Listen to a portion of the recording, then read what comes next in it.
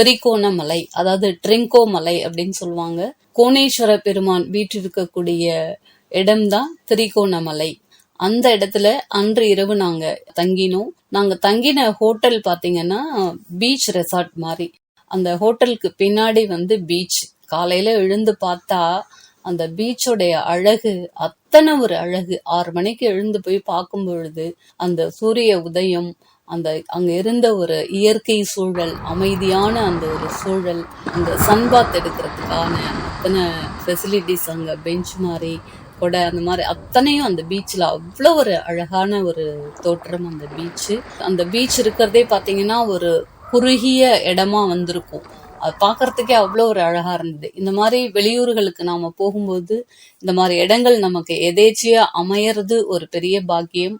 அதை நம்ம பார்த்து அதை ரசிச்சு அதை என்ஜாய் பண்றது அதை விட ஒரு நமக்கு கிடைக்கக்கூடிய இன்னொரு பாக்கியமா நான் கருதுறேன். அங்கிருந்து நாங்க காலையில ஒரு 8 மணி வாக்குல ரூம் வக்கேட் பண்ணி கிளம்பிட்டு, அங்கிருந்து ஒரு 2 கிலோமீட்டர் டிஸ்டன்ஸ்ல திரிகோணமலை கோணேஸ்வர பெருமான் கோவில் அமைஞ்சிருக்கு. அந்த கோவிலுக்கு நாங்க போயிட்டு கோணேஸ்வரர் பெருமான தரிசனம் பண்ணோம். நீங்க பாக்குற இந்த இடம் திரிகோணமலையில கோணேஸ்வர பெருமான் வீற்றிருக்கக்கூடிய மலை. இந்த மலையை பாத்தீங்கன்னா 3 பக்கமும் கடலால சூழப்பட்ட மலை. இது இவ்வளவு ஒரு அழகா, அந்த கடல் நம்ம ஊர்ல பாக்குறதுக்கும் இலங்கையில பாக்குறதுக்கும் நிறைய வித்தியாசம். அந்த தண்ணியுடைய கலர் ஒரு நீல நிறத்துல அத்தனை ஒரு அழகா இருக்கும்.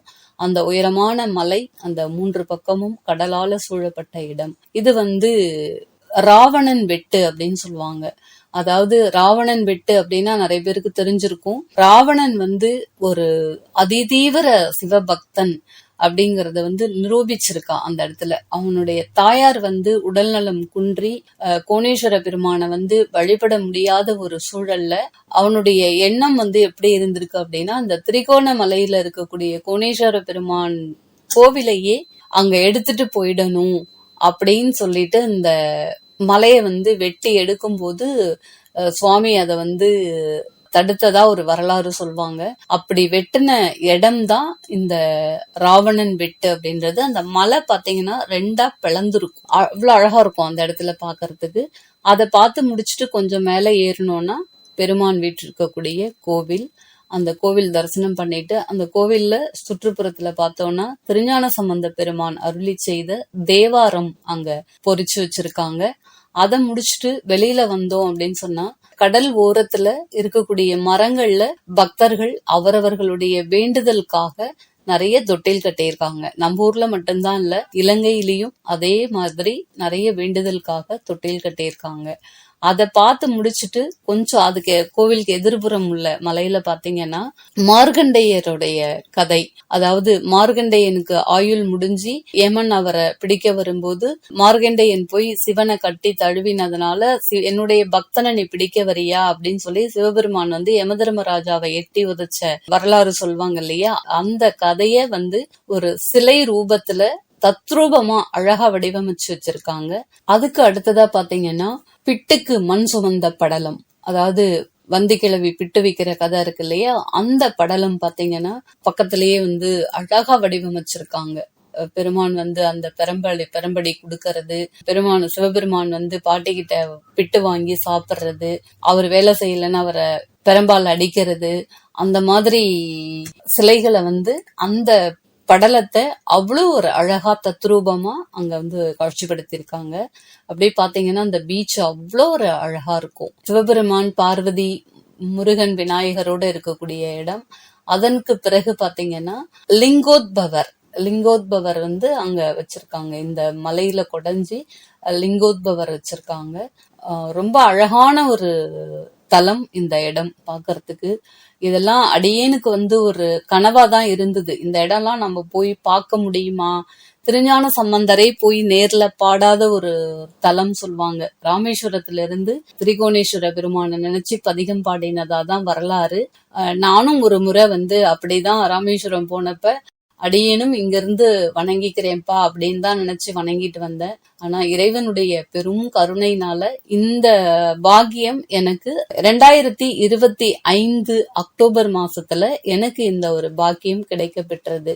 அது எனக்கெல்லாம் ஒரு துளி கூட இது நான் சென்று பார்ப்பேன் அப்படிங்கிற என்னுடைய கனவுல கூட இல்லாத ஒரு விஷயம். முழுக்க முழுக்க முழுக்க இறைவனுடைய பெரும் கருணையினால நடந்த ஒரு விஷயம் இது. அடுத்தது பாத்தீங்கன்னா, ராவணனுக்கு ஒரு சிலை வச்சிருக்காங்க. திரிகோணேஸ்வரர் பெருமானுக்கு நேர் எதிரில ராவணன் வணங்குற மாதிரி ஒரு சிலை வச்சிருக்காங்க. இதுதான் கோணேஸ்வரம், திரிகோண மலையில வீற்றிருக்கக்கூடிய கோணேஸ்வர பெருமானுடைய ஆலயம். அதை பார்த்து முடிச்சுட்டு அங்கிருந்து புறப்பட்டு கன்யா வெந்நீர் ஊற்று அப்படிங்கிற ஒரு இடம். அந்த கன்யா வெந்நீர் ஊற்றும் ராவணன் தொடர்புடைய இடமா தான் சொல்றாங்க. அதுல இருக்கக்கூடிய அந்த கிணறுகள்ல இருக்கக்கூடிய தண்ணி பாத்தீங்கன்னா, நம்ம தொடும்போது ஒவ்வொரு கிணறுல இருக்கக்கூடிய தண்ணீரும் ஒவ்வொரு டெம்பரேச்சர்ல இருக்கு. இத ஒரு சிலர் என்ன சொல்றாங்க, சூரிய ஒளி படுறதுனால சூடு இருக்கு அப்படின்னு சொல்றாங்க. அப்படி நாம சொல்லிட முடியாது.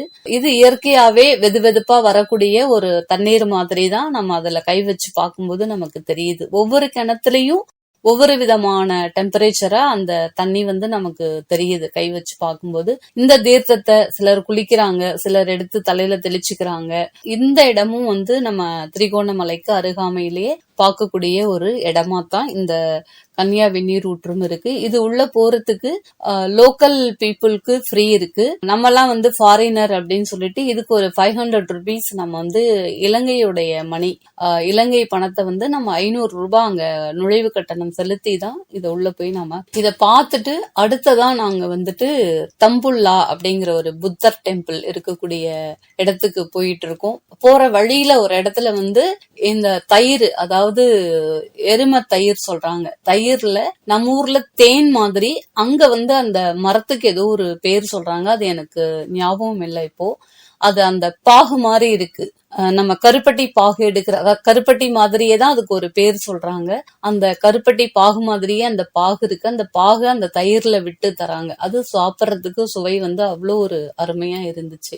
அந்த ஊர்ல ஒரு விசேஷமான ஒரு பொருள் சாப்பிட்றதுக்கு அப்படின்னா இதுதான் நாங்க சாப்பிட்டு பார்த்தோம். நல்லா இருந்துச்சு இது சாப்பிட்டு. அதுக்கப்புறம் நம்ம தம்புல்லாக்கு முன்னாடியே சிகிரிய மலை அப்படின்னு சொல்லிட்டு ஒரு மலை இருக்கு.